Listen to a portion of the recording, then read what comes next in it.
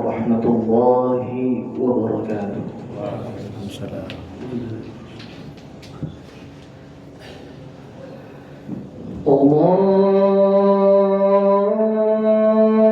الله أكبر الله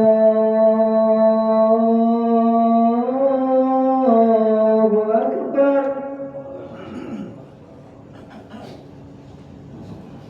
الله أكبر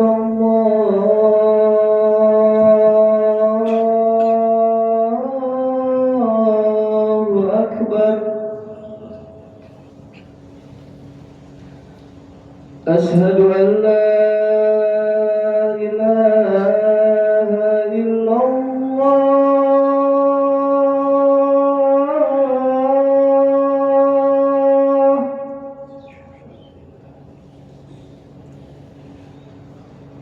أشهد أن لا إله إلا الله.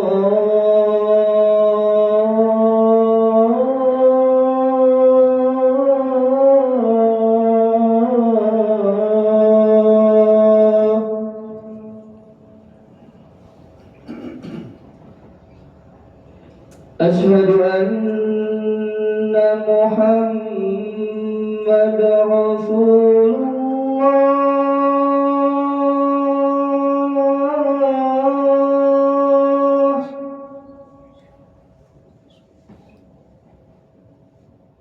أشهد أن محمد رسول الله.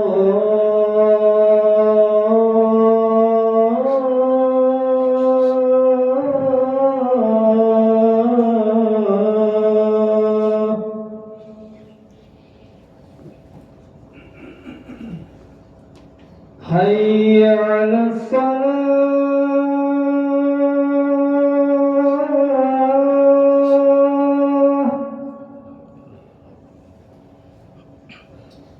حي على الصلاة.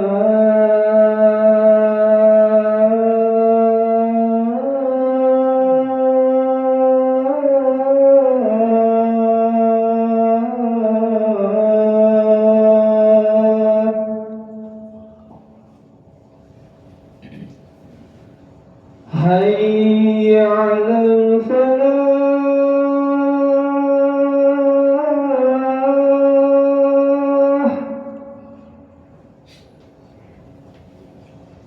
حي على الفلاح.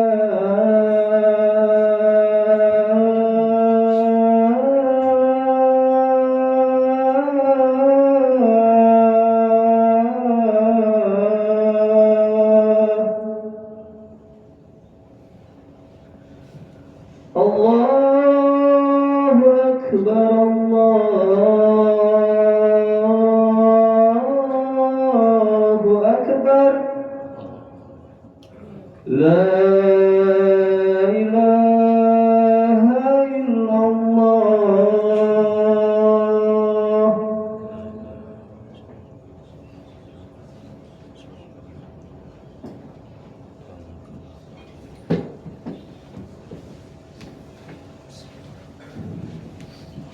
إن الحمد لله نحمده ونستعينه ونستغفره ونعوذ بالله من شرور أنفسنا ومن سيئات أعمالنا.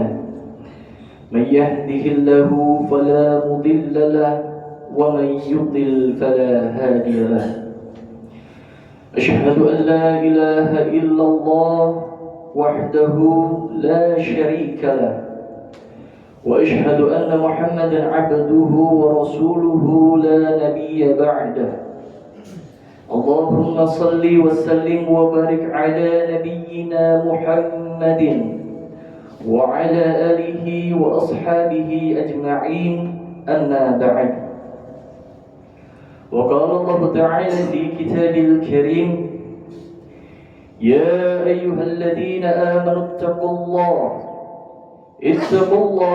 حق تقاته ولا تموتن إلا وأنتم مسلمون.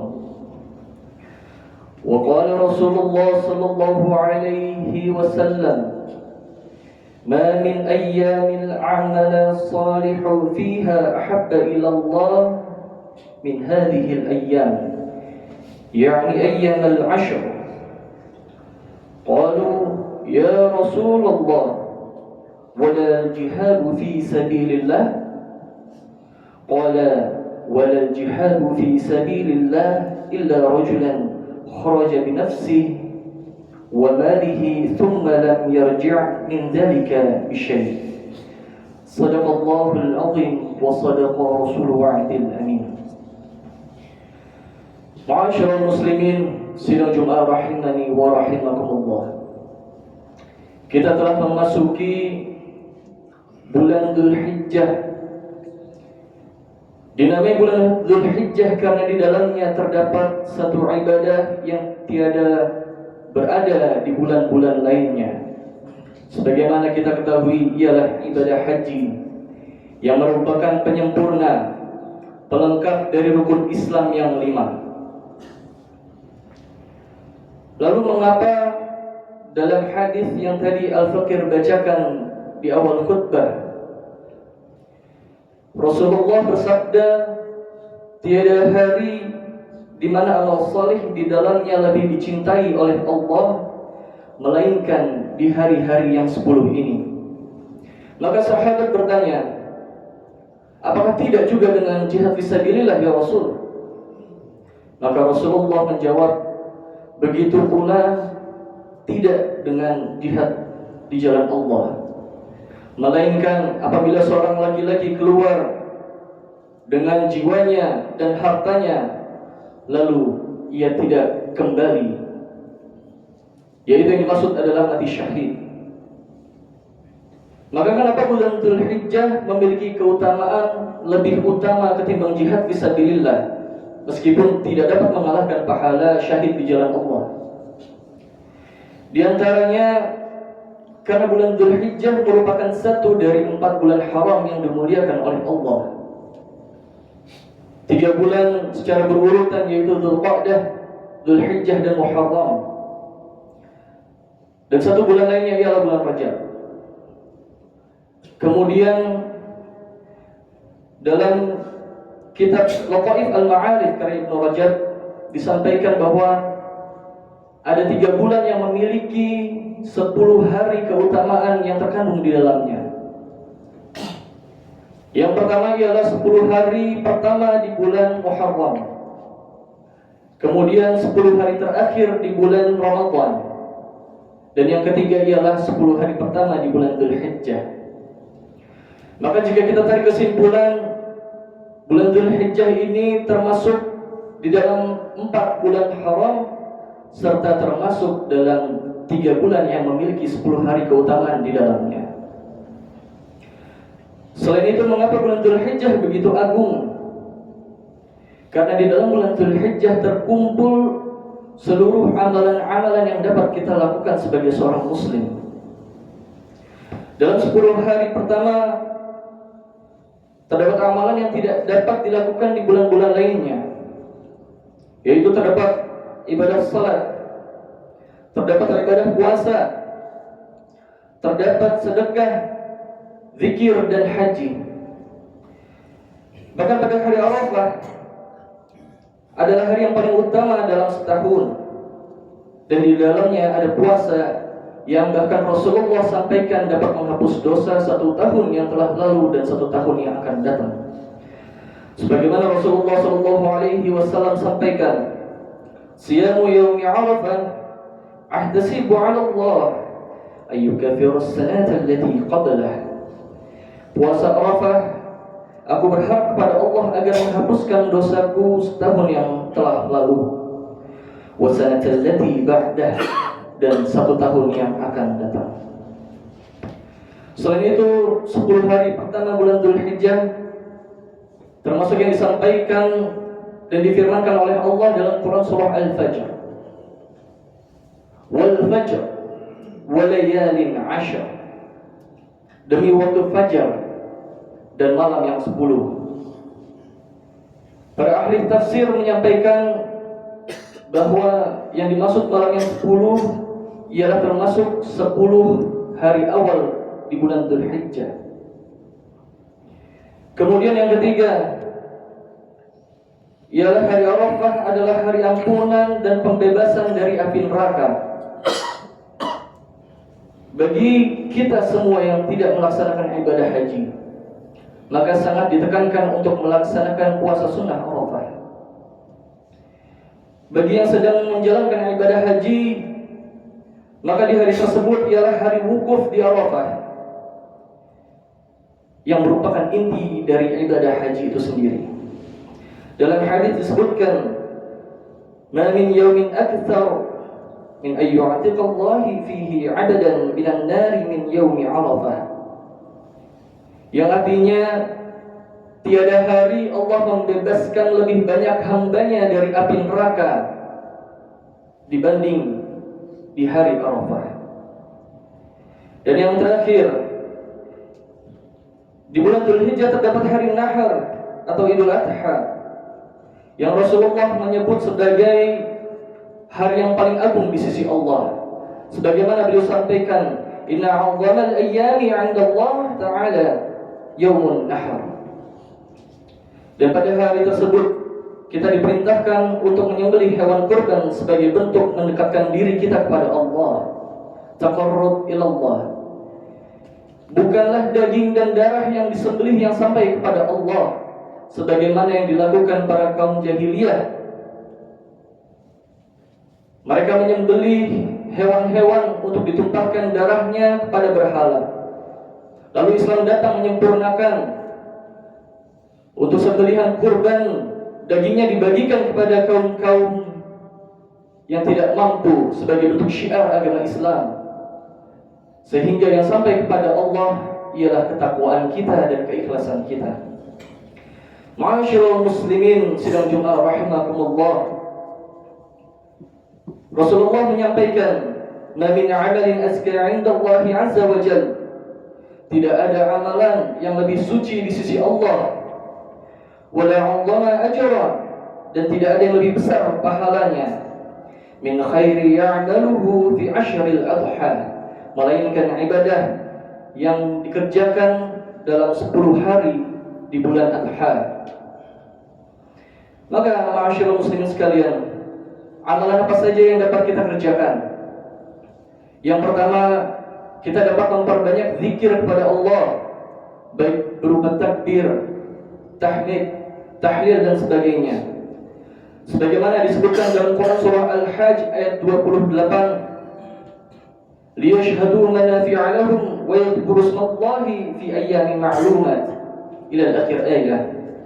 Yang artinya, agar mereka menyaksikan berbagai manfaat untuk mereka dan agar mereka menyebut nama Allah pada hari yang telah ditentukan. Redaksi serupa ditemukan dalam surah Al-Baqarah, "Wadhkurullaha fi ayyamin ma'lumat." Dan berzikirlah dengan menyebut nama Allah dalam beberapa hari yang telah ditentukan. Imam Al-Qurtubi menyampaikan bahwa tafsir atas ayat ini ialah yang dimaksud dengan hari tasyrik. Maka pendapat jumhur ulama adalah memperbanyak zikir sejak fajar di hari Arafah hingga datangnya waktu asar di hari tasyrik. Pada dasarnya, zikir atau ibadah-ibadah terbagi menjadi dua, yaitu ibadah mutlak dan ibadah muqayyad. Ibadah mutlak ialah ibadah yang tidak terikat oleh ketentuan baik waktu maupun tempat. Dan ibadah muqayyad ialah ibadah yang ditentukan waktu dan tempatnya. Dan zikir yang dimaksud dalam ayat tersebut adalah termasuk dalam ibadah muqayyad, waktu yang ditentukan, yaitu mulai dari fajar di hari Arafah hingga datangnya waktu asar di hari tasyrik. Yang berikutnya, kita dapat melakukan puasa sunnah, terutama di tanggal 1 sampai 9 Dzulhijjah. Puasa Arafah sangat dianjurkan bagi kita sekalian yang belum memiliki kesempatan untuk menunaikan ibadah haji. Sebagaimana diriwayatkan dari Ummul Mukminin Hafsah radhiyallahu anha, kana Nabi sallallahu alaihi wasallam yasumu yaum Ashura wa 9 min Dzulhijjah wa 3 ayyamin min kulli syahr. Merupakan kebiasaan Rasulullah melakukan puasa Asyura 9 hari di bulan Dzulhijjah dan 3 hari di setiap bulannya. Kemudian amalan berikutnya yang dapat kita lakukan ialah meningkatkan salat sunnah seperti salat duha, salat tahajud, salat rawatib, serta kita dapat memperbanyak bacaan Al-Quran kita. Kita juga dapat memperbanyak sedekah kita. Dan tentu saja kita mempersiapkan diri untuk melakukan ibadah kurban dengan kurban terbaik yang dapat kita siapkan. Dan tentu bagi yang mampu, diwajibkan baginya untuk melakukan ibadah haji. Namun bagi kita sekalian yang belum memiliki kemampuan untuk berangkat haji atau belum berkesempatan untuk menunaikan ibadah haji, tentu Allah yang Maha Adil memberikan alternatif bagi kita sekalian, amalan yang dapat kita lakukan yang berpotensi memiliki pahala yang setara dengan ibadah haji. Dan tentu tidak untuk disalahartikan bahwa amalan ini menggantikan ibadah haji itu sendiri. Sebagaimana Rasulullah SAW sampaikan, man shalal ghadata fi jama'ah, barang siapa ia salat berjamaah, yang dimaksud ialah salat subuh, thumma qa'ada yadhkurullaha hatta tatlu'a syams, dan kemudian ia duduk berzikir hingga datangnya waktu terbit matahari, thumma shalla raka'atain, kemudian ia melaksanakan salat 2 rakaat, kanat lahu ajri hajjati wa umrah, maka baginya pahala yang setara ibadah haji dan umrah. Lalu Rasulullah mengisyaratkan tammah, menyebutkan sampai 3 kali, sempurna. Maka jemaah sekalian, di awal bulan Dzulhijjah ini, mari kita sama-sama berislah diri, memperbaiki diri, tentunya meningkatkan ibadah-ibadah kita dalam rangka taqarrub ilallah dalam waktu-waktu yang memiliki keutamaan di antara waktu lainnya. Demikian yang dapat Al-Fakir sampaikan, semoga menjadi pengingat bagi diri kita sekalian. Allahumma barik lana fi 'ashri dzil hijjah wa 'inna 'ala dzikrika wa syukrika wa husni 'ibadatik wa taqabbal minna salihah a'malina. Aqulu qawli hadza wa astaghfirullahal ladzim li wa lakum fastaghfiruhu innahu huwal ghafurur rahim.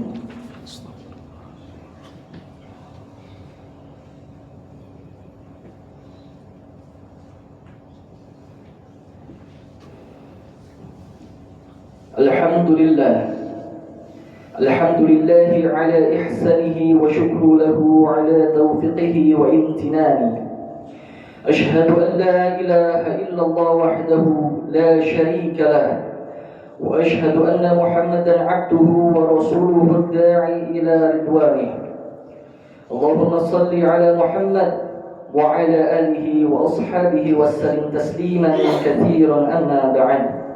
فيا أيها الناس اتقوا الله فيما أمر وانتهوا عما نهى، واعلموا أن الله أمركم بأمر بدأ فيه بنفسه وثنى بملائكته بقدسه، وقال تعالى إن الله وملائكته يصلون على النبي يا أيها الذين آمنوا صلوا عليه وسلموا تسليما.